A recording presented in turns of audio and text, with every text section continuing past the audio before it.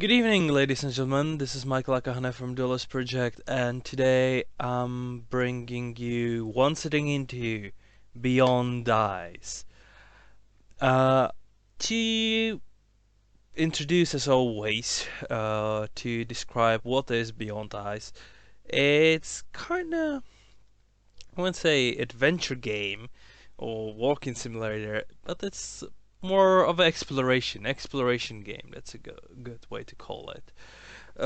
I had it inside in since EGX, so I'm just going to resume before we look at the options and everything. And yeah, since EGX reset to 15 in London, it's one of the few things that caught my eye there. So, and truthfully so, because Beyond Highs had won one of the good awards. So, well, job well done and everything. So, let me start moving around a bit.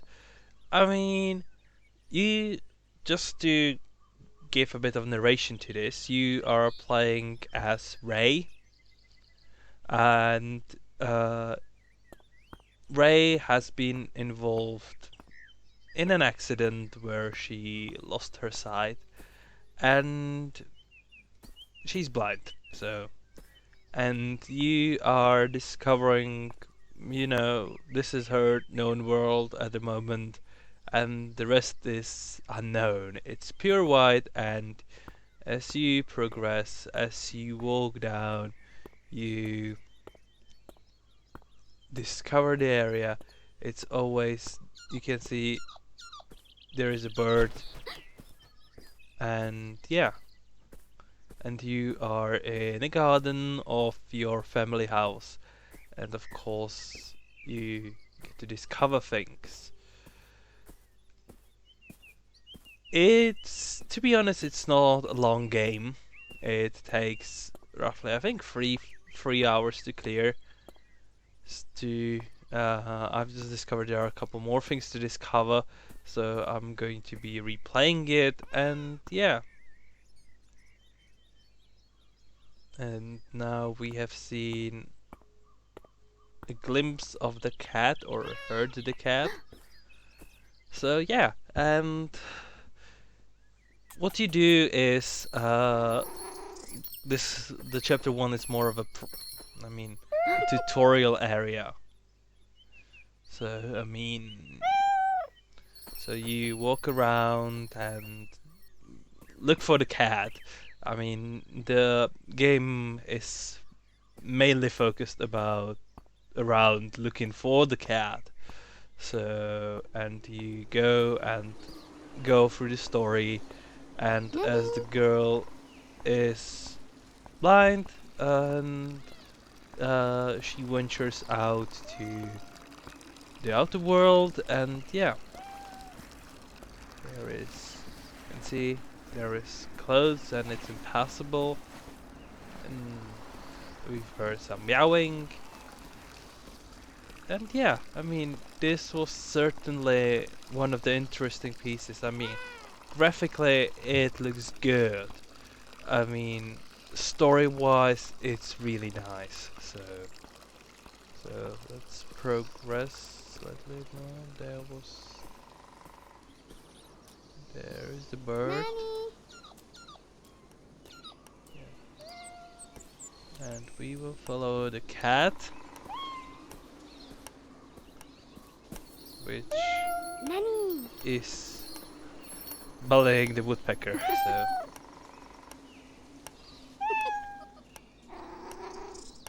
So the story of a little girl. I mean,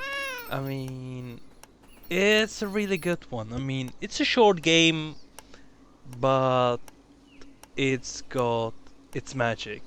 You can see the seasons have changed now, so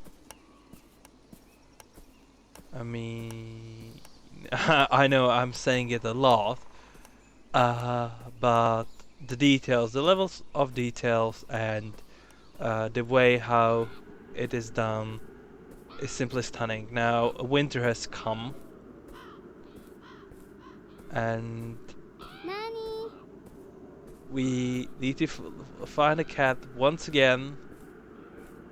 And now it's winter, though she hasn't changed her clothes. She's got her Wellington boots and her one-piece dress. We can see that the area has unlocked, so the hanging clothes have disappeared. Nani? And even though it's snowing and it's freezing out, yeah, I mean, it's nicely done. And both graphically, I have turned down, for the purposes of this video, I've turned down the music because, as always with my videos, I turn down the music.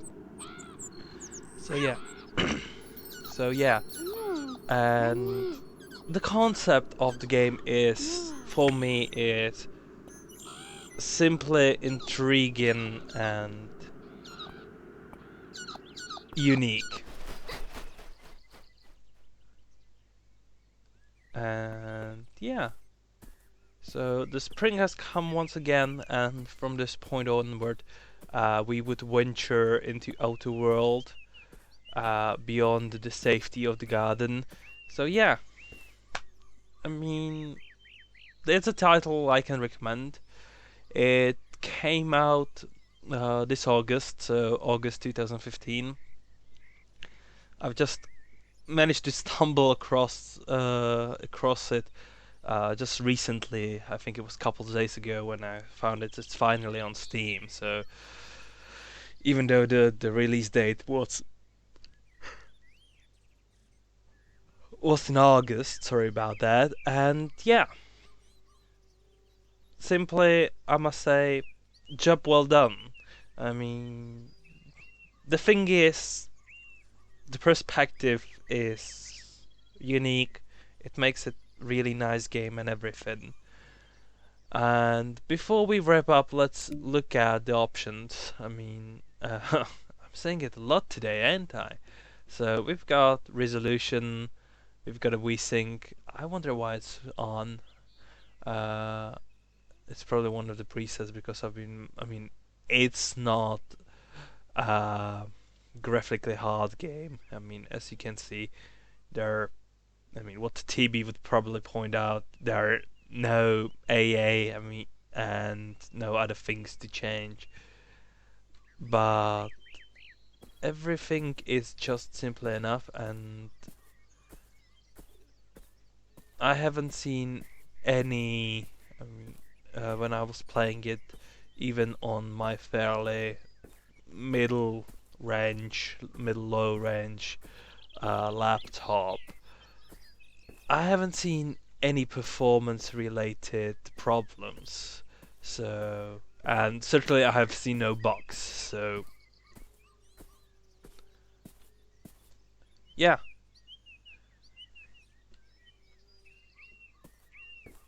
I must say, I was really surprised that when I was going through the information that Team 17 uh, was behind this project as a publisher, I think. They weren't the dev, but they were a publisher of this game. And yeah, there isn't much you do in the game. There are some simple tasks as you do. You can interact with some objects, but mainly it's just walking around exploring. So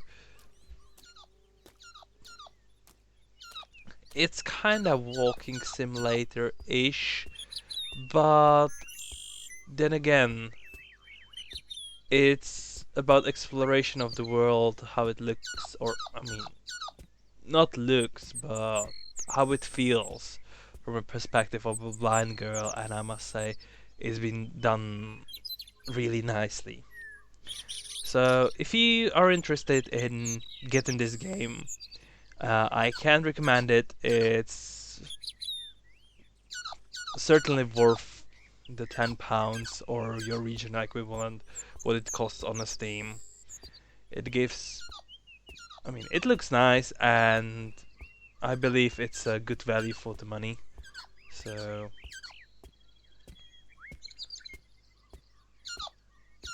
you can you can see you can get sometimes. I'm playing it is currently on a keyboard. When I was doing the playthrough, I think using a controller. I think yeah, I was using a controller, which is slightly easier to use. So with the keyboard, it's slightly more uh, difficult to control. But with a controller, it's really nice, and yeah, I cannot say nothing but praise to Beyond Eyes, and I would love to thank all the people who were behind this project for bringing this. And hopefully we'll see another similar project with I wouldn't say similar, but with a similarly intriguing idea and intriguing concept. So yeah, okay. I think that's all I can say for today.